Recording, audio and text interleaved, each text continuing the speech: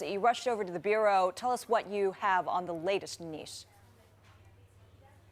Hey, Angie. Yeah, so basically the latest that we know now is that in the past 15 minutes, Francois Hollande has returned to the Élysée Palace. He was in Avignon, not too far away from the city, celebrating Bastille Day, of course, as well as the country was. But basically, right now, in terms of what has happened in Nice, right now, 77 people are confirmed dead.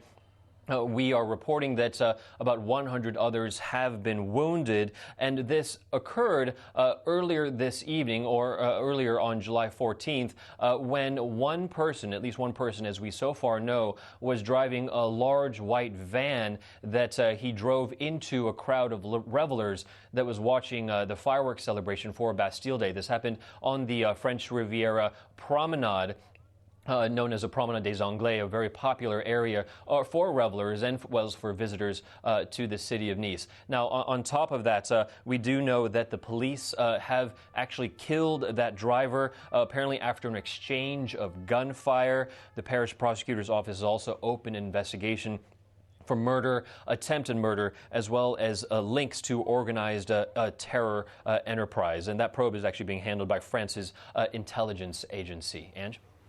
Has anyone claimed responsibility thus far?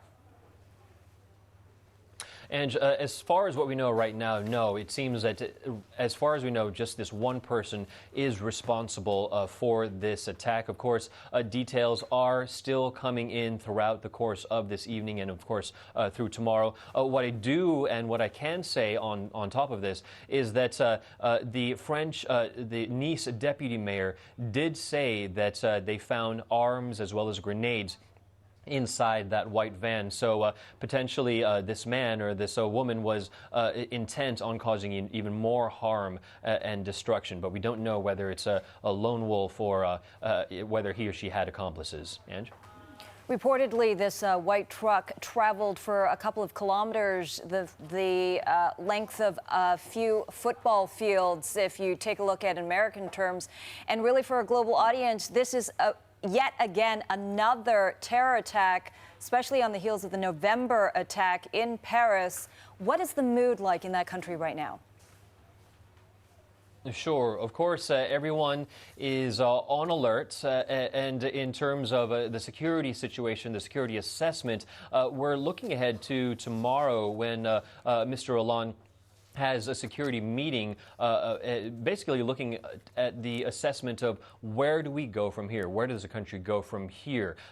Interestingly, perhaps coincidentally, earlier on July 14th, he had actually said that he was going to lift the state of emergency that he had declared on November 13, 2015, of course, as you mentioned, when the Bataclan events did happen, killing 130 people.